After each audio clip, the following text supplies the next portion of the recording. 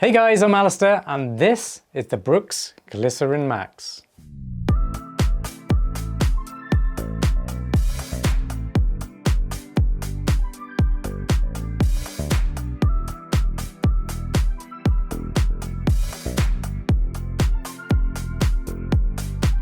Oh, I'm so excited to talk about this running shoe.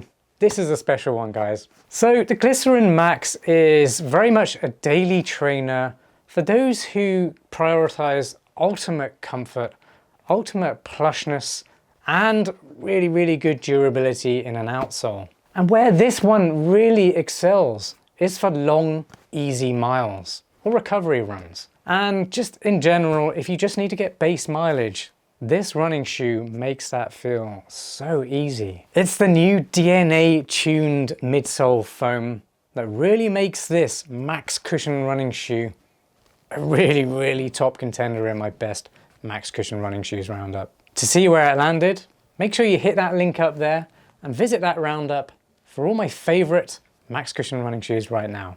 Right, let's start with the key specifications. They cost $200. Yes, you heard me correctly, for a daily trainer. That sounds like a lot, but I will let you know by the end of this review whether I believe it's worth that $200 price tag. They weigh 11.2 ounces or 318 grams for a size US men's 9. That's my pair. They have a neutral ride and a drop of 6 millimeters from heel to toe. The upper is super breathable, very padded as you can see, and just an absolute dream to slip your feet into. Honestly, this is probably one of the most comfortable running shoes I have ever reviewed. The midsole foam is using Brooks's brand new DNA tuned nitrogen injected foam. What's so special about this one is the fact it is dual cell. What could that mean? Well, all that means is you get a much plusher landing from the heel section and you get a more firm takeoff towards the forefoot. So the foam is more airy at the back and tighter knit at the front. And that gives you a really nice transition from heel to toe takeoff. The outsole does have a fair amount of rubber compound on it. It's not all over the outsole, but it's in all the places you need it. And because it does extrude or protrude quite a fair amount, you're not going to have any issues of this exposed foam sections contacting with the ground beneath. So there's no durability issues that I've experienced, and the traction is fantastic. How do they fit and feel? Well, they're very much true to size and they have a medium width. I also like that there's quite a bit of volume in the forefoot area, and that's really down to this nice traditional lacing system, but also a stretchy upper, and the fact that the design is more voluminous. There's more volume in there for larger feet. So if you have slightly wider than average feet, these will be fine for you. If you do have particularly wide feet, then unfortunately there's no wide version in the Glycerin Max yet, so you might have to look towards something like the Brooks Ghost Max 2, which is also highly cushioned and also a very good running shoe as well. So if that sounds like you, follow that link up there and watch my Brooks Ghost Max 2 review. Congratulations, you've made it to my performance review. Let's start with the things I really like about the Glycerin Max. The first thing I've got to mention is the ride. This midsole with the DNA tuned foam is absolutely fantastic. It's one of the most cushioned, forgiving running shoes that I have ever reviewed so far. And I've reviewed a lot of shoes. I absolutely love the dual cell technology, which gives you that really nice soft landing towards the heel. And bear in mind, this is quite a stiff shoe, so you do get a good amount of response from it and energy return. But when you do hit that forefoot section of the shoe, you do have a tighter cell foam, and that gives you a more springy or more responsive toe takeoff. If you were to have that really soft, cushy foam that you've got at the rear here at the front, then you just wouldn't have the forward propulsion that you have with this shoe. So it really is an incredibly versatile shoe that really does act like a super trainer. And that's even without a carbon plate. So what does that really mean for runners out there? Well, essentially, if you are a heel striker or you just want a shoe for running slower, long miles in, then this midsole performs incredibly well for those situations and those runners. But it also does perform really well across the full length of the midsole. Adding to that transition or roll, you do have a glide roll rocker geometry. There's not a huge amount at the heel, to be honest. More of it's happening at the forefoot.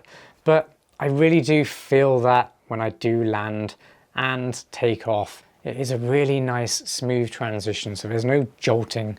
And that's of course made better by the nice padded midsole. So it is really great if you do have sore joints, or if you're a bit of an older runner, or even if you need a walking shoe that's incredibly comfortable and cushioned, absorbs shock exceptionally well, then this shoe does that really well.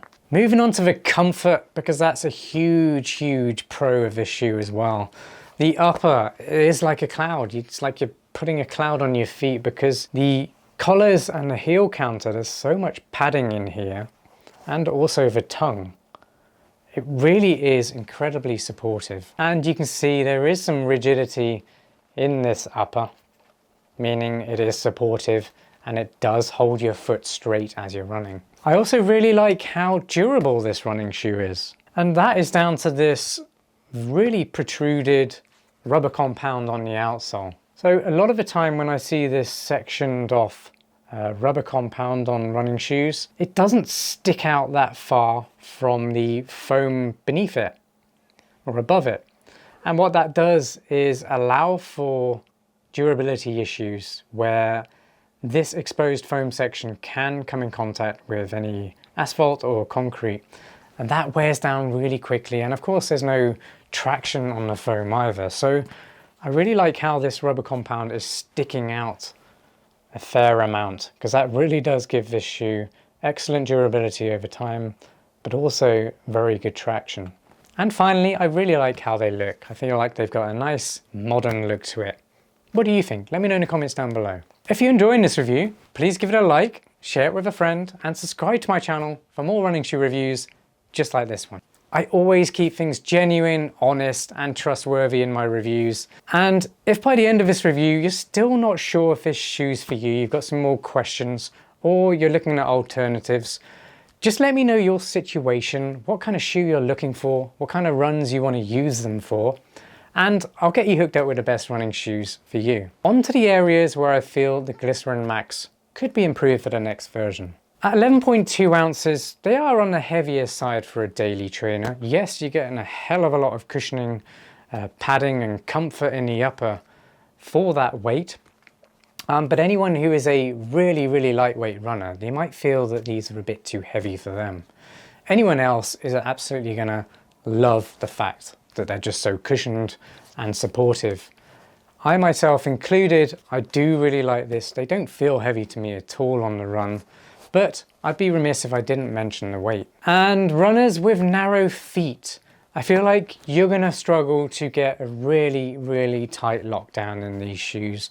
And unfortunately, there isn't a narrow version yet. And that leads me on to my final verdict. Is it worth that $200 price tag?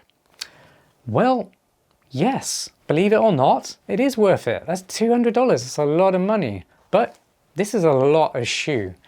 And I mean that in a variety of ways. It's big. I mean, there's a huge stack height here. It's incredibly cushioned and it's incredibly versatile. It acts like a super trainer in terms of being able to pick up the pace a little bit, but also perform incredibly well for everyday jogs or even long training runs. It's incredibly cushioned, incredibly comfortable, and very forgiving as well. This is my favorite max cushion daily trainer right now.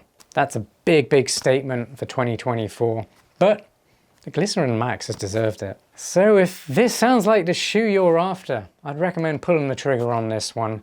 $200, you also get a durable running shoe, so it will be with you over a variety of different types of runs for a long time.